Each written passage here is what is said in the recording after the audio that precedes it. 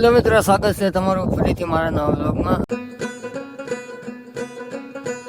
અને કાલે રાતે આખ્યાન હતો, મસ્ત મજાનો જોયું, તમને દેખાડ્યો. ન જોયું હોય તો વ્લોગ જોતા આવજો, આવી ગયેલો છે.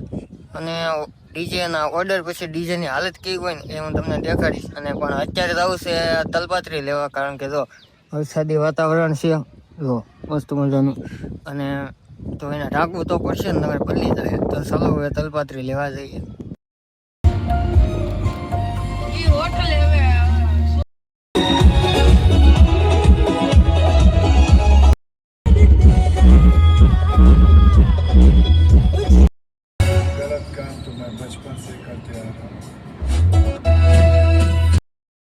અત્યારે સિદ્ધિને ગાઈ ગયા છીએ, પાણીની બોટલ લઈ લીધી છે. અને ડીજેનો કાગળ લેવા આવ્યા છીએ, કારણ કે જો આ ફૂલ એટલે ફૂલ વરસાદી વાતાવરણ થઈ ગયું છે. ડીજેની પેટીઓ ઢાંકવી તો જશે ને, તો હાલો કાગળ લઈ લઈએ. તો રોડ આવી રીતે ક્રોસ કરવાનો, કોઈ આવતું ન હોય ને તારે ગાલા. તો આ ખાડો છે ને, અહીંયા તમને દેખાડો, અહીંયા અમે કાગળ લેવા આવ્યા છીએ. અને જો અહીંયા મસ્ત મજાની બહાર 4 વ્હીલ પાર્કિંગ કરી દીધી છે. અને આ ખાડામાં કાગળ લેવા આવ્યા છે. કેવો લઈને હું લઈને એ તમને બતાવું. અવડો કાગળ લીધો છે, અને 7 કિલો ને 500 ગ્રામનો છે.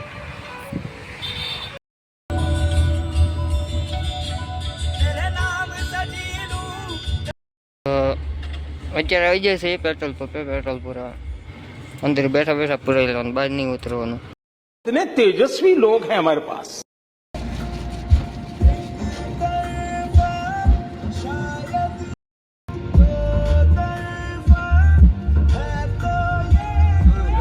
અમારા ભાઈની બધા મસ્ત મજાની ડિઝાઇન બધી કાઢી નાખે છે, કારણ કે ચોમાસાની સિઝન છે, વરસાદ આવે એવું છે. એટલે આ ખોલીને ઢાંકીને બધું મૂકી હતું કે નીચે જ ગુલાલ છે, પણ અહીંયા જો ગુલાલ છે. ગુલાલ ગીરો છે આખી ગાડી, અહીંયા વધુ ગુલાલ છે. આખી ગાડી બગડી જાય ગુલાલ હોય ને એટલે. આ ગાડી તો કહેતું ને ઢાંકેલી પડી જ છે, એમાં કાંઈ ન થાય, કારણ કે તલપાત્રી તવડી મોટી છે ને જાડી છે. આ તો ઉપરથી આવું કંઈક લાગે છે. જો અત્યારે આ બોર્ડ છોડવી છે, એ નામ કેમ છે, નામ નથી, બ્રાન્ડ છે, બ્રાન્ડ.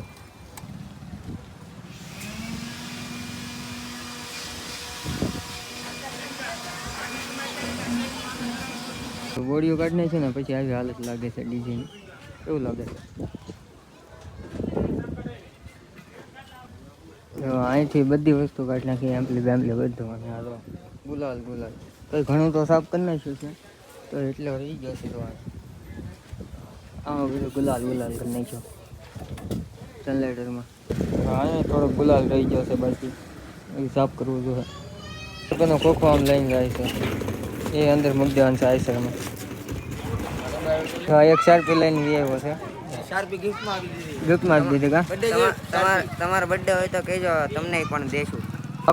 આખું ડીજે ખોલ નાખ્યું ને પછી આવું કાંક લાગે છે ઉપરથી નીચે સુધી.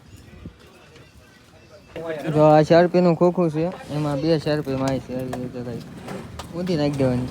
તમે